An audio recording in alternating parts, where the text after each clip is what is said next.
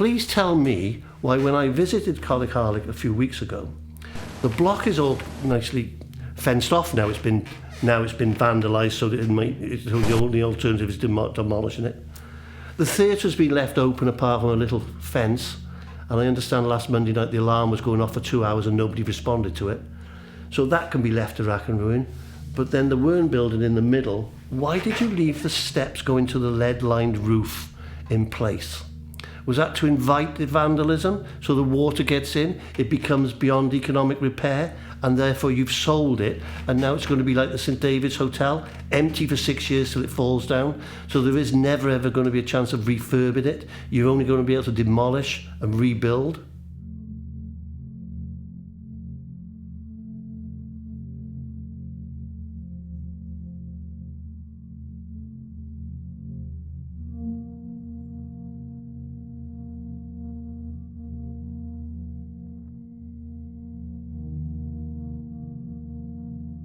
Good evening and welcome to Life Gym, but not as we know it.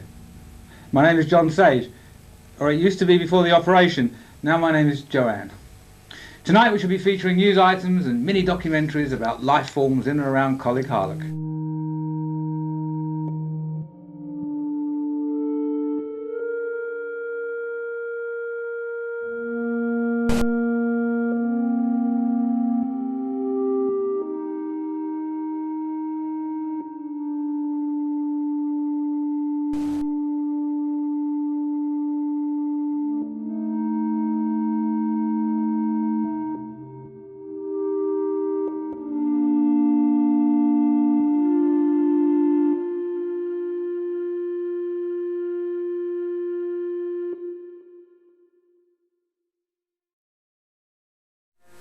Standing on the shores of Snowdonia in North Wales, Harlech is famous for its castle, but is also home to Wales's only adult residential college, Coleg Harlech.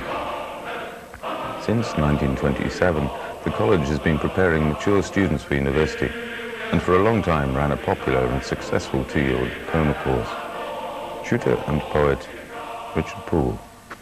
I'd say the two-year diploma had three big advantages. First, a sense of space. Tutors and students were far less stressed. Second, job satisfaction. I got to see a far greater degree of development in students then than I do now.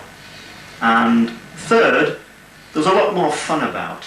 Education nowadays is a business, and far too serious a business.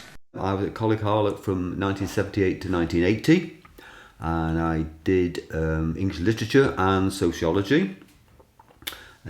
I suppose for me, I've always considered myself to be a sort of classic Coleg Harlech student, in the sense before I was at Coleg Harlech I was working in a car factory on Merseyside.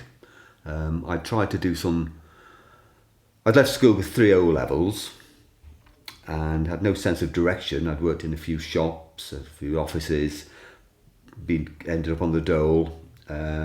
Always felt that I could do better for myself, and whilst I was in the working on a car assembly line, I would try to do an A-level in, I think it was geography, and I'd sit down in the lunch break against the lockers trying to read these big tomes, and immediately fall asleep because the work was so hard. So I knew I was always wanting to progress somewhere along the line. So I ended up working in a store in Vauxhall's car factory. And I remember picking up a copy of the Daily Mirror, probably read it on the toilet at some point, and there's a little advert there for Coleg Harlech, and I thought, oh.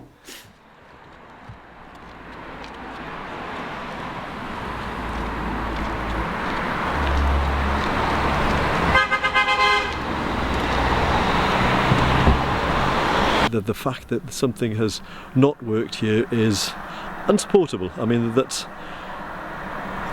you know, a system, a management solution to giving this place a purpose can't be found is just unbelievable.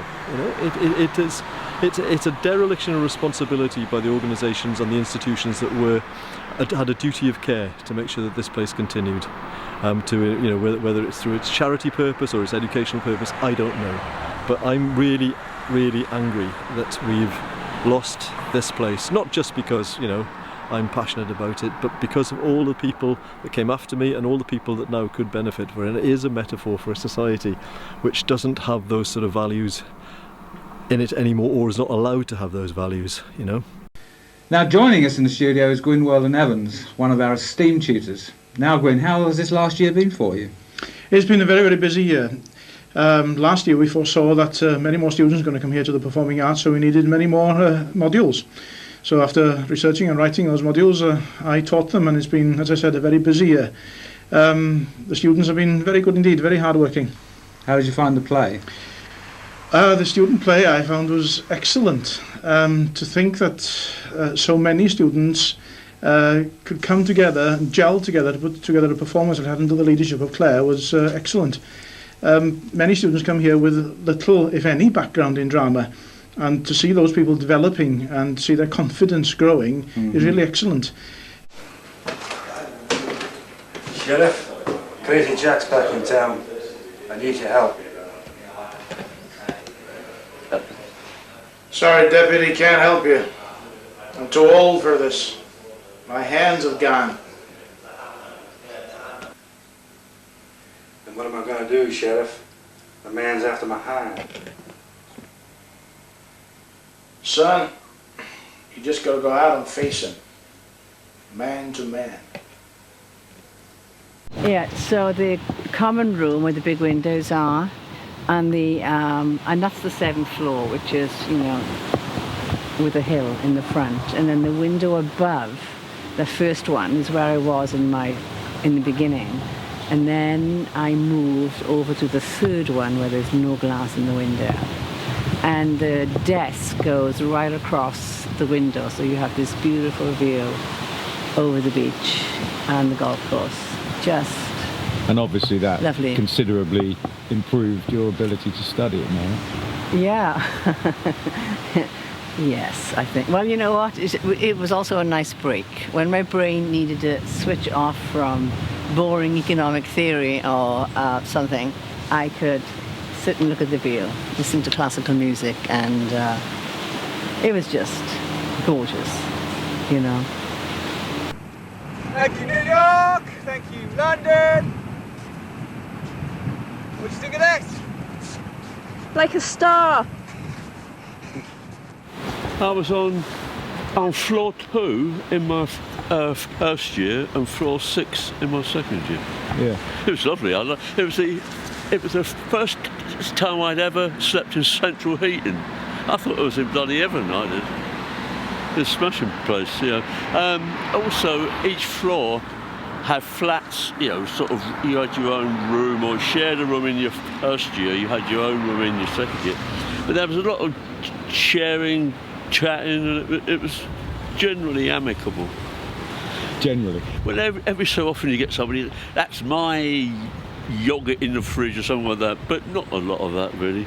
It was pretty free and easy. And then we used to meet on the top in the common area in the evenings and all that, or if we had a union meeting or something like that. When I arrived at Harlech, I actually hadn't considered going to university. I was looking at a life where I had some major changes. I'd got divorced, I'd sold my house, and I found myself in the same job that I'd been in. I mean, I didn't go to Coleg Harlech with an expectation of getting a degree. I don't ever recall thinking. And that was what Harlech gave me, was that moment to think, that moment to pause and consider what it was that I wanted to do beyond that particular point in my life. And I would clearly say it's probably the best 2 years of my life, most transformative certainly. And I went there with 3 O levels, came away with a qualification and a wife. Makes me laugh all the time, really, because I never thought that those opportunities would ever come my way, and it took me a while to actually believe that I had that I wouldn't be found out, and that I had the right to be doing this sort of type of work, you know, because, you know, I suppose the not the whole second chance concept is for people who don't go through education the right way the first time. And I think that's what Coleg Harlech is about. The motto says that, to be a leader is to be a bridge. I think that's very important to remember that. And so Harlech opened doors to a life for me which I absolutely would never have had without it. For me, going to Coleg Harlech, it completely changed my life. And like I said, although I had that dip and I had that dilemma of where do I go now? Am I changing? Am I losing my working class roots? I reconciled it all at the end, I think, and I thought, I don't have to change, even if I'm educated. This is the Elphin Lloyd collection, which is the original Coleg Harlech collection, and they've been presented by all sorts of people, including Queen Mary. We've got the ladies from Llandinium, and again, a huge number of well-known people in Wales have donated books.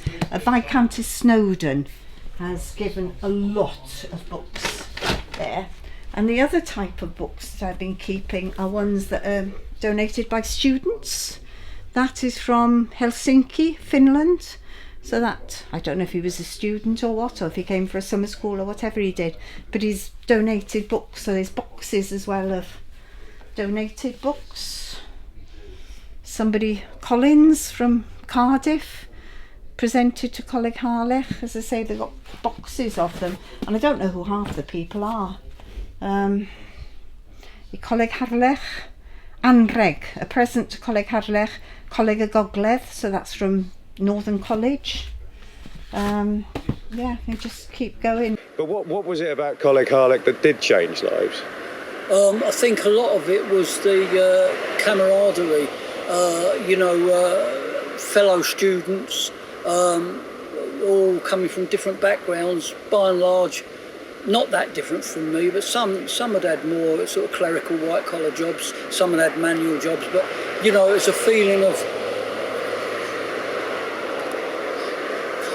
getting emotional. It was a feeling of belonging, and the tutors were brilliant. They were so sort of non-judgmental, encouraging, supportive. So the tutors were excellent. The whole college ethos was designed to help people, and I think that it was very non-threatening. I think the thought of doing your first essay is quite daunting for a lot of people, myself included, but the tutors were brilliant at bringing you along on that front. But every year brings something special. This is the great thing about performing arts, about Coleg Harlech. So you think it's different every year? There's a kind of a different aspect which is more predominant? There is. That's true, because this year there's a lot of musical talent. In some years you find that happening. In other years, a lot of people tend to go for acting. There's a lot of acting talent. Maybe next year there'll be a lot of talent in the area of dance and movement. Who knows? Well, we'd like to thank you and all the rest of the tutors, I'm sure all the rest of the students, for the wonderful year and for the wonderful insights you've given us into performing arts. Well, it's been a pleasure cooperating with you all. Thank you, Gwen.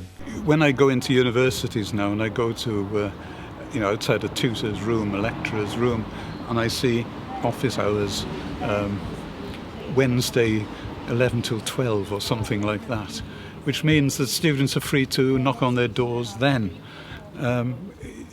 I think we all felt that if we weren't actually teaching, we could talk to students at any time, and it was our job to do that. I remember one student who regularly used to come in with drafts of essays, and I think sometimes it was 5 times a day. What do you think of this? And I think you should change that, and he'd come back and do it, and then we'd talk more about it. I mean, obviously not with every student and every essay, but it was available to people if they needed it. And this particular student, I think, was probably one of the ones I'd say was one of our greatest successes. Someone from a minority ethnic background had been in trouble with the law, I think, where he came from, and struggled academically at first. But he came out of university with upper second, got a good job afterwards, and a real credit to the college and to himself, of course. Someone I'm still in touch with.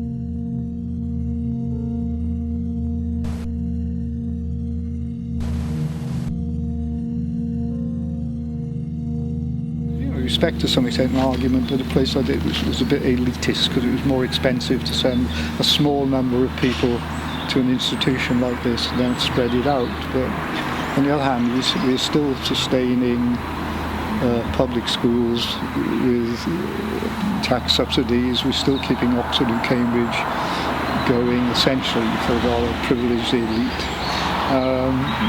And you know, if you respect knowledge and the transmission of knowledge, you know, it can be done in different ways, and spending money on certain kinds of people at certain times in history is important.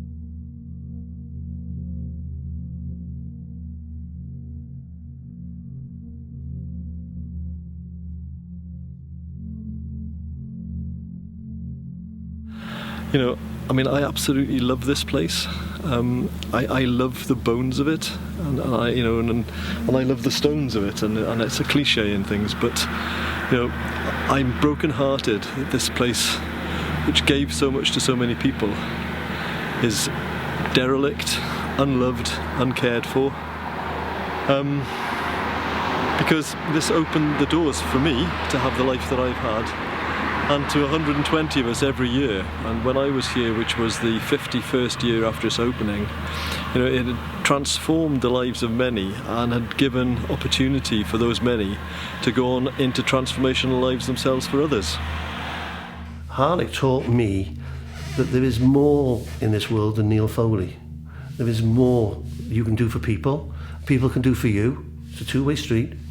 But you don't expect things, but you just give. And I think when I speak to all the ex-students, they've all gone on somewhere, in some way, in a helping, teaching, social workers, lawyers, some politicians.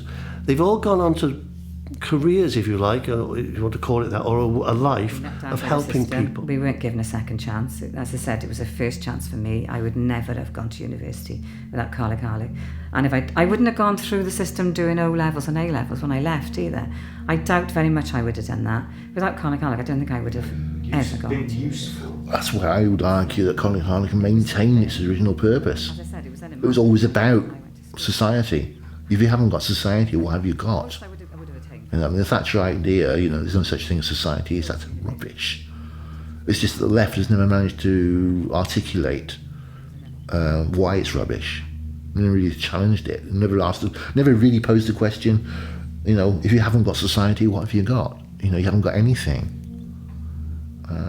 It's like I would like to say to people, it doesn't have to be like this. There is a different future, there is a different model, and it's not necessarily a commercial model that we've operated education on before, but it's a model that says education is investment in our community, it's investment in our future, it's not an option.